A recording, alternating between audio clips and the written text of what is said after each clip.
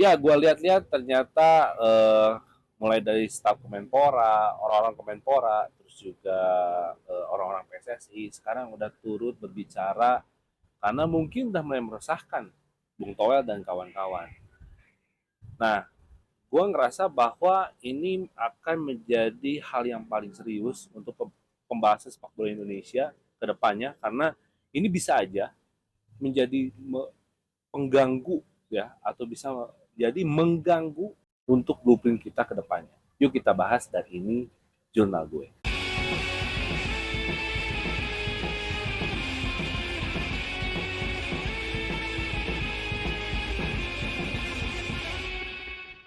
Nah, lagi rame banget sekarang banyak pembahasan tentang Bung Toel versus Bang Hamdan Hamedan.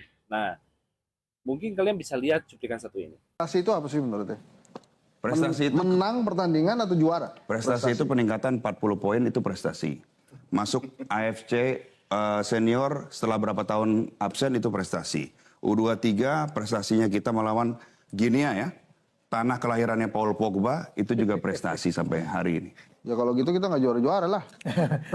Ya, kalau karena gini, dianggap peningkatan-peningkatan itu prestasi. karena mereka mengharapkan instan. Jadi Sintayong ini bukan penyihir, bisa langsung magic langsung menang. Ini ada prosesnya. Ini Mas Hamdan, naturalisasi adalah salah satu cara untuk mengakselerasi prestasi kita. Tapi bagaimana juga cara untuk mempercepat kualitas, meningkatkan kualitas pemain lokal kita? seperti yang saya sampaikan, ini adalah proses yang panjang dimulai dari pembinaan. Naturalisasi hanya salah satu bagian akselerasi tersebut. Seperti halnya pemerintah Indonesia mengeluarkan, Presiden Indonesia mengeluarkan Inpres nomor 3 tahun 2019 tentang percepatan sepak bola Indonesia. Di mana pembinaan itu menjadi kunci, di mana misalnya contoh PPLP, Pusat Pendidikan Latihan Olahraga Atlet, PPOP dan SKO, Sekolah Kejuruan Olahraga itu ditingkatkan, baik dana dan fasilitasnya. Di Timnas U23 saat ini, ada 7 jebolan dari PPLP, PPOP, dan SKO yang membela Timnas kita saat ini. Inilah suatu capaian yang baik. Dan tidak hanya di situ saja, peningkatan kualitas pelatih. Ingat, pelatih yang baik, yang mengajarkan sepak bola yang baik, dapat mencetak pemain yang baik pula. Maka Kemenpora dengan berbagai stakeholder menggelar berbagai macam latihan, lisensi C dan D untuk para pelatih. Dan juga baru-baru ini kita juga untuk pertama kalinya membangun training center bersama FIFA. FIFA menggelontorkan 85 miliar dan Indonesia melalui Kementerian Keuangan juga menggelontorkan 95 miliar untuk membangun training camp dan training center pertama di IKN. Ya, dengan cuplikan tadi itu menandakan bahwa ya sebenarnya ya wajar persepak bolaan di Indonesia sekarang khususnya timnas Indonesia sekarang menjadi lebih maju dan mempunyai visi yang lebih jelas karena ya baik lagi orang di balik layarnya itu diisi oleh orang-orang yang menurut gua ya ini tuh berkompeten banget gitu loh. Bang Hamdan Hamedan itu menjelaskan banget bagaimana proses naturalisasi, bagaimana nanti program naturalisasi ke depannya gitu kan. Dan gua rasa jelas gitu karena memang kita butuh gambaran blueprint ke depannya. Bagaimana gambaran blueprint ke depan ini jangan sampai diganggu oleh pihak-pihak yang tidak mendukung secara logika gitu. Nah makanya gue ngerasa bahwa PSSI sekarang dan bagi itu Kemenpora juga menurut gue sekarang diisi oleh orang-orang yang sangat berkompeten gitu loh. Dan ketika gue lihat perdebatan antara Bung Hamdan Hamidan dan juga Bung Toel, menurut gue ya kalah kelas gitu loh. Gue kadang-kadang jadi mikir ya, ini Bung Toel selama ini kemana aja gitu loh. Dia itu pandit bertahun-tahun gitu kan.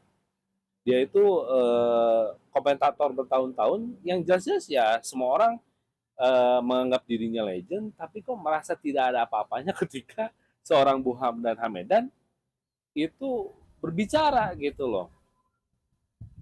Jadi gua rasa eh, udah no debat lagi lah masalah Bung Toel dan juga Bung Hamdan Hamdan yang kemarin kita lihat di Metro TV gitu. Berarti kita bisa melihat gitu bahwa ya ya gitulah. Berarti bisa dikatakan ini jelas adalah sentimental. Kenapa bisa gue bilang ini adalah sentimental? Karena ya baik lagi ini masalah kepentingan semuanya gitu. Kalau gua harus bilang ya kan banyak yang menilai bahwa Bung Tawel ini tidak objektif dan segala macam. Justru gue melihat dari track recordnya ternyata dia adalah orang daripada Bung Lanyala Mataliti gitu ya, salah satu mantan ketua PSSI juga gitu loh. Dan kemarin juga Lanyala Mataliti adalah salah satu kandidat calon ketua PSSI yang bisa dikatakan seangkatan lah dengan Erick Thohir gitu, dan akhirnya karena suaranya jauh gitu. Dan makanya menurut gua ini adalah satu kepentingan di mana ada like dan dislike gitu loh. Jadi eh, kita nggak usah banyak terlalu terganggu lah dengan hal-hal yang saat ini banyak berseliweran gitu ya di sosial media mengenai timnas Indonesia yang katanya apa anti lokal lah.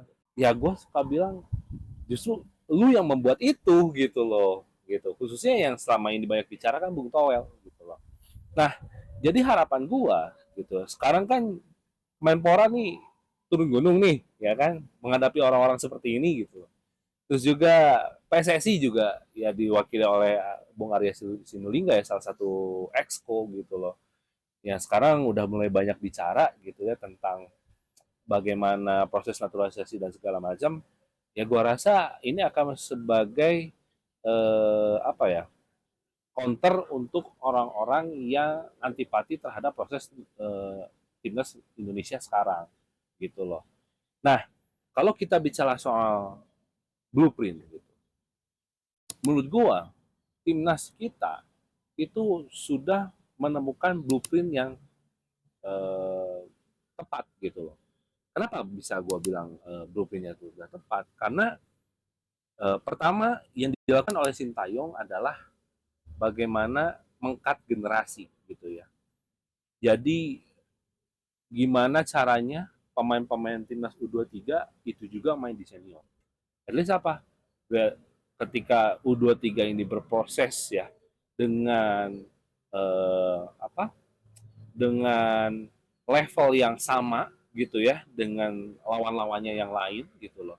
Dan dia juga punya pengalaman di timnas senior. At least dia bisa melawan orang-orang yang jauh lebih berpengalaman, pemain-pemain yang jauh lebih berpengalaman dan secara skill level juga lebih tinggi gitu loh. Yang kedua adalah program naturalisasi gitu loh. Gue seneng banget sama kata-kata Bung Hamdan Hamidan ini bahwa ternyata Indonesia selama ini itu punya 9 juta diaspora di seluruh aktif ya di 90 negara, dan eh, at least 30%-nya atau kurang ya dari 30% itu adalah atlet-atlet gitu loh. Jadi wajar ketika ya Indonesia selama ini gitu ya dituntut oleh netizen untuk selalu juara juara juara, prosesnya mana dan segala macam. Akhirnya diaspora ini menjadi salah satu pilihan yang tepat. Kenapa? Karena itu bisa mempercepat proses daripada timnas Indonesia. Nah, terus juga kalau kita eh, berkaca dengan negara-negara lain ya, salah satunya Prancis ya. Prancis itu hampir 90% pemainnya adalah pemain naturalisasi atau pemain-pemain diaspora alias keturunan Afrika ya. Maroko 20 pemainnya itu adalah pemain-pemain diaspora juga gitu loh, yang saat ini banyak bermain di liga-liga top dunia gitu loh. Nah sekarang berhak gak sih Indonesia untuk mengambil langkah yang sama seperti Prancis dan juga Maroko? Ya tentu saja itu hal yang sangat sangat sangat lumrah dan diperbolehkan karena FIFA juga mengatur kalau memang ada darah yang mengalir dari negara yang akan menaturalisasikan pemainnya, ya kenapa enggak gitu loh, ya kan? Itu adalah hak semua manusia gitu loh. Yang misalnya contoh lah kasus Jero Redwall gitu loh. Ada 3 keturunan Belanda ya, terus juga Suriname, Indonesia gitu loh. Tapi kalau hatinya pengen Indonesia, ya kenapa enggak? Gitu loh. Terus apa yang salah? Gitu loh. Jadi betul kata Bung Hamdan Hamidan, jangan kita mengikat pemain-pemain diaspora. Justru kita harus menganggap mereka dan akhirnya kita tarik untuk bisa berkontribusi di negara kita. Itu loh. Itu adalah langkah yang paling tepat. Jadi diaspora ini adalah sah-sah aja. Hal-hal yang lumrah gitu loh. Nah, yang ketiga adalah bagaimana meningkatkan kualitas liga. Itu adalah yang paling penting. Ya, gua merasa bahwa liga kita itu seperti liga Tarkam. Jujur aja, Liga Ang ini ya. Kenapa? Karena ya baik lagi wasitnya banyak yang tidak berkualitas ya, banyak tunggakan gaji pemain gitu kan. Pada akhirnya apa? Pada akhirnya Erick Thohir pun berpikir untuk bagaimana caranya Liga Indonesia ini atau Liga Ang ini itu bisa lebih entertain dengan cara mendatangkan pemain-pemain yang sekali bermarquee player itu bisa bermain di Indonesia dan akhirnya apa? Dunia menyoroti itu dan kita sepak bola kita itu menjadi highlight, ya kan? Salah satunya yang dilakukan oleh Arab Saudi, ya kan? Arab Saudi sekarang bisa gempar menjadi liga yang secara global itu disorot karena mendatangkan seorang Cristiano Ronaldo yang mau main di Arab Saudi. Akhirnya apa? Pemain-pemain lain pun mengikuti gitu loh. Nah, inilah yang menjadi penting bagi kita semua. Tiga hal ini yang bisa kita apa ya? Bisa kita jadikan sebuah blueprint bahwasanya Indonesia ini adalah negara yang potensial, yang bisa menunjukkan bahwa kualitas kita itu kualitas yang mendunia gitu. Jadi itulah harapan gua dan tolong please lah kepada oknum-oknum gitu. Siapapun itulah, bukan hanya Bung Toel aja. Sebenarnya gua nggak di konten ini nggak mau ngomongin Bung Toel gitu. Cuman karena ada momentum kemarin gua nonton di Metro TV, ya jelas beda lah gitu. Jelas beda. Bagaimana kualitas dulu dengan kualitas sekarang itu sudah beda. Sepak bola era modern ini ya itu sangat mengutamakan yang namanya blueprint gitu. Apalagi sebuah negara yang ingin maju dengan sepak bolanya gitu. Nah, harapan gua gitu ya. Ya sebentar lagi kita menghadapi kualifikasi Piala Dunia ya dan juga Piala Asia 2027 gitu. Ya harapan gue adalah ketika ya ini untuk khususnya untuk netizen gitu ya, ketika kita berproses kalah menang kita nikmati aja ya, enjoy the moment gitu. Kita itu jangan sampai kampungan lah kasarnya gitu, kayak ya gimana caranya harus juara gitu loh. AFF harus juara. Juara itu bukan berarti ukuran kita bahwa sepak bola kita berprestasi. Kalau hitungannya ya, kalau kita ngomongin masalah AFF deh gitu. Singapura itu pernah juara AFF. Malaysia pernah juara AFF. Ya. Vietnam, Thailand jangan ditanya. Gitu kan. Tapi ketika menghadapi Piala Asia, ya mereka juga nggak bisa ngapa-ngapain juga gitu loh. Yang paling mending cuma Vietnam gitu loh. Karena pernah sampai di partai final. Apa yang sudah dilakukan oleh baik itu pihak PSSI, pihak Kemenpora, Presiden Republik Indonesia, karena dia sudah menurunkan impres ya bahwa bagaimana caranya sepak bola Indonesia ini maju. Dan yang terakhir adalah Sintayong sebagai pelatih gitu. Ini adalah sinergi yang kuat. Jangan lagi ada oknum-oknum yang ingin mengganggu. Please lah ya. Jangan sampai ada oknum-oknum lagi yang mengadu domba lah, membuat black campaign lah gitu loh. Jadi untuk para netizen kita sudahi saja ya perdebatan ini.